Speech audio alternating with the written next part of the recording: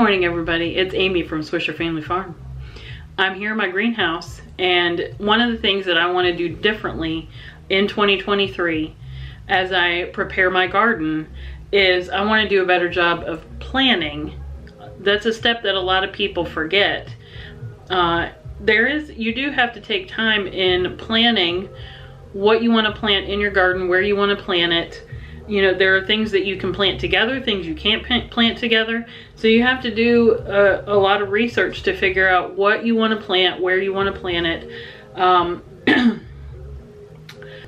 If you plant the tomato plants in the same place every year, they won't get the same amount of nitrogen out of the soil, and you will not have a good crop after the first year. Maybe the second year will be maybe 75%, but after that, it'll be almost nothing. So you have to figure out where you want to plant what, so that you remember for the following year to move things that need to go there into the new bed and rotate your garden around. And so one of the things that we're going to be focusing on this year, one of my garden resolutions for 2023, is to be a better planner. Now, some of the beds that we're doing this year they're all raised beds. Some of the beds that we're doing this year are brand new, so they've never had anything grown in them. So it'd have fresh new soil in there.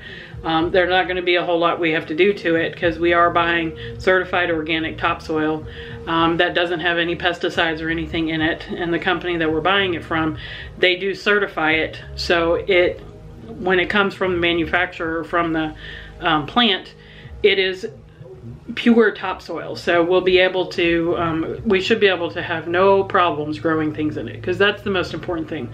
We want to make sure that we know what is going in the food that we eat. That's the whole purpose of this, to know where a food comes from, what goes in our food, whether it's our chickens that we're feeding or the lamb when we get the lamb. We may eventually get a beef cow to grow and slaughter and have our own beef. We're definitely getting pigs. So the most important thing to us is knowing where that food came from.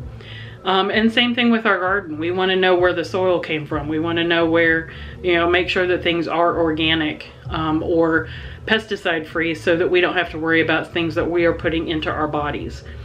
So one of my resolutions for 2023, as I said, is to be a better garden planner. So to help me with that, I found this book on Amazon. And I prefer to buy local, but this one was just too good to pass up. But it's just a garden planner, but it has a place in there that you can take all kinds of notes. You can show your garden layout, so you can see where you've planted everything for this year. So next year you can rotate it around, which is what we plan on doing. But I think the most important thing in here, and it does have a calendar month by month, so you know what you have to do each month.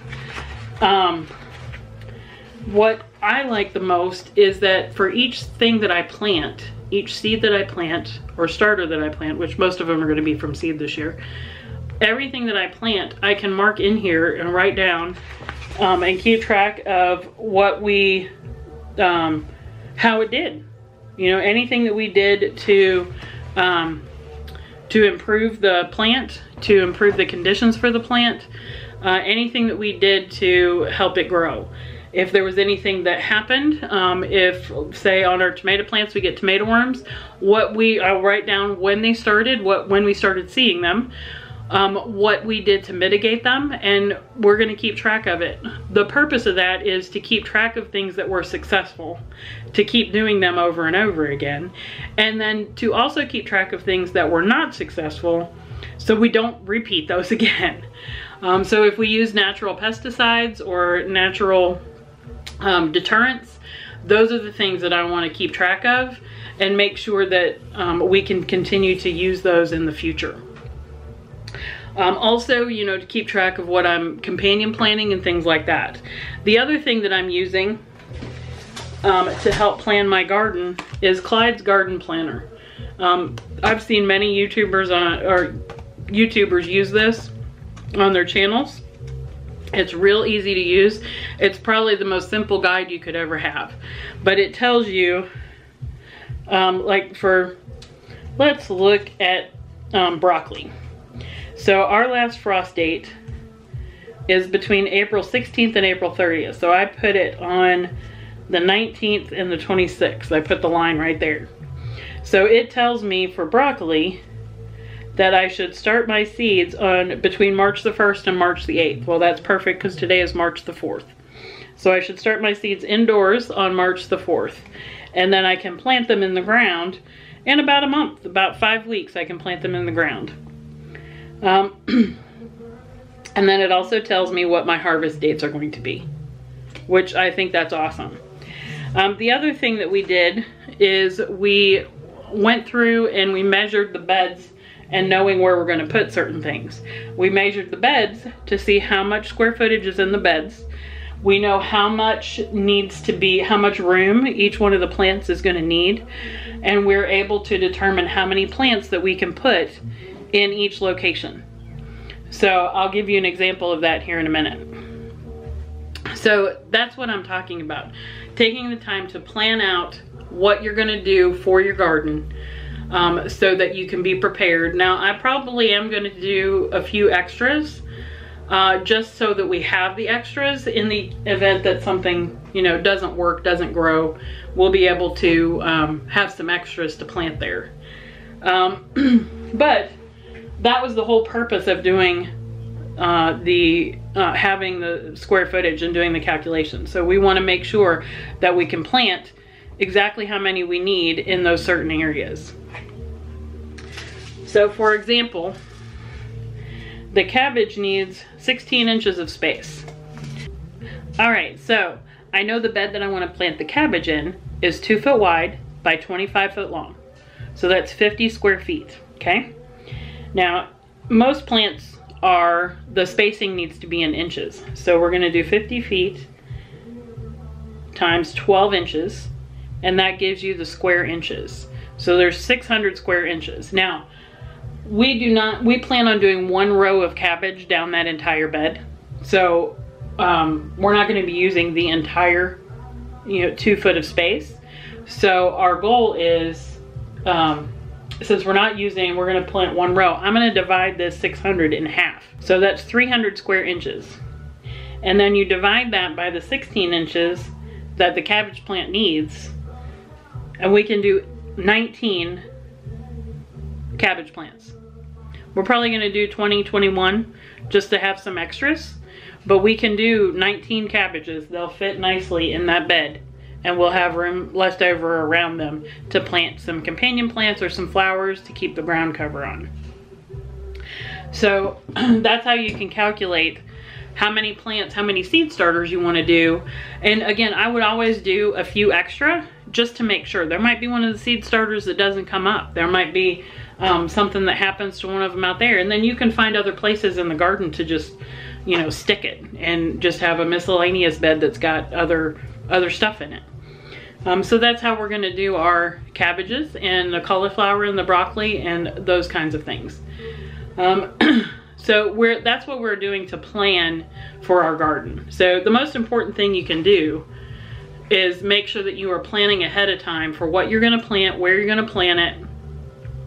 And that's my garden resolution for 2023, to make sure that I'm doing that and to document better what I've done, what was successful, and what I need to not do and modify to make the garden even better for next year.